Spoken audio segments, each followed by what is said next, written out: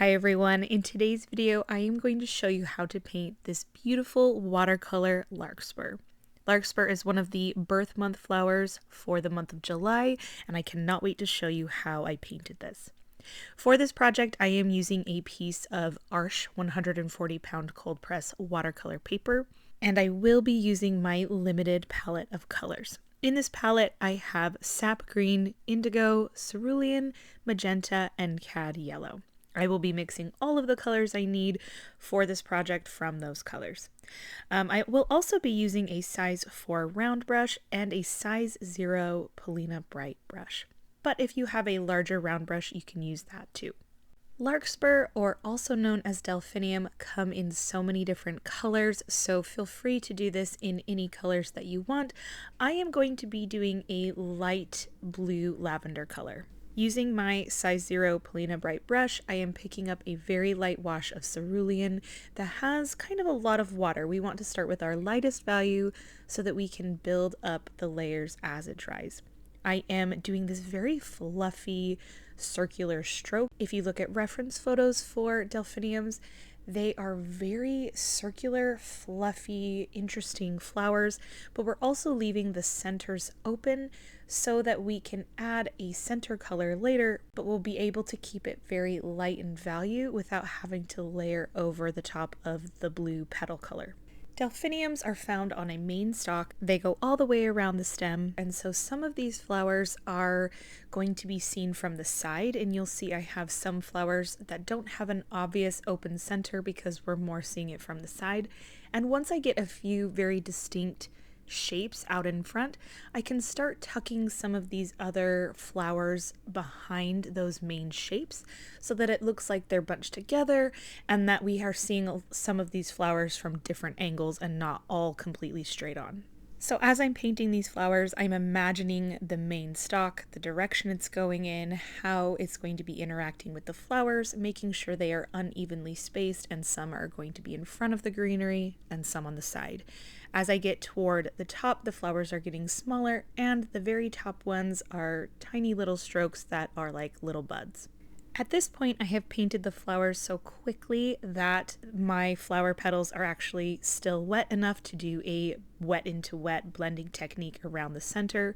So this is a mixture of cerulean and indigo, and I am tapping this color just around the center to help define it.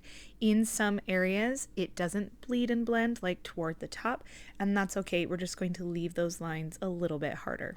To give a little bit more interest and dimension into my flowers, I picked up a light wash of magenta, slightly mixed it into my blues on my palette so it's a more light purpley color, and I am tapping this color very lightly in a few areas on the petals. I don't want this to be too watery of a wash or it will create blooms in the flowers, but I also don't want it to be too pigmented and dark. I just want a little bit of this color here and there to give it something more than just a flat blue color.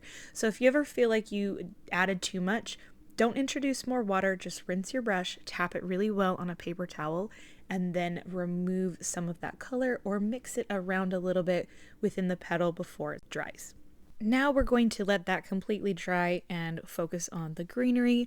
I am mixing together my cad yellow with a little bit of sap green. I want this first initial color to be a very yellow green to bring the brightness and the warmth into the center of the stalk. So just piecing that together, bringing it up through. I don't mind if it touches into some of the flowers and bleeds a little bit. I really love that look.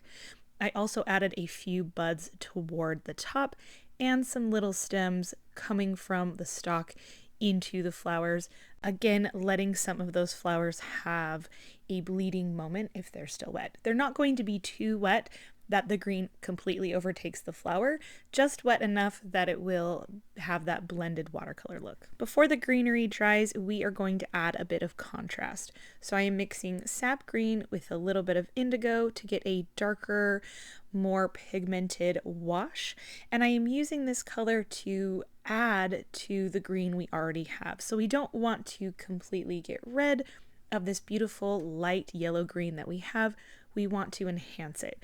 So I'm using it here and there to add texture, some of these very textured grassy looking leaves at the bottom, and adding that for shadow at some of those connection areas where the stem is connecting to the flower and to the buds at the top. Now that our flowers are dry, that blue we had added around the centers is super light, and now we can pick up some more indigo in a much more pigmented wash and add some small strokes around the center for more contrast. There's no wet into wet here, it's wet on dry, and so we're not going to get the blending. We don't need to make fully encapsulated strokes all the way around the center. A few disconnected strokes will look really nice and add a little punch of color. And the painting is already coming to an end, so here I am just making sure everything feels connected. The buds are connected with this deeper, darker green. There's no weird strokes, and we have enough contrast in the green now that everything has dried. And so I'm really happy with how that looks. We're going to move on to the center of the larkspur, and I'm just using my cad yellow straight from my palette, not mixing it with anything. It's pretty thick, adding that into the open centers that we left in our flowers so that we get that nice yellow punch of color right next to those dark blue centers. Now make sure the dark blue center or around the center is completely dry before you do this, or it will bleed and blend and create too much green. But ironically, we are picking up some of the bright yellow green from before and adding that slightly around our yellow centers to give some texture that looks very natural, since in the center of flowers is usually a little bit of yellow and some green. And that is it. It's pretty simple, so much fun. I am adding the name Larkspur and the month July since I am doing this for a series, but this would be a very fun flower to paint all year round. Please let me know if you have any questions below, and I cannot wait to see you guys in my next video. Bye.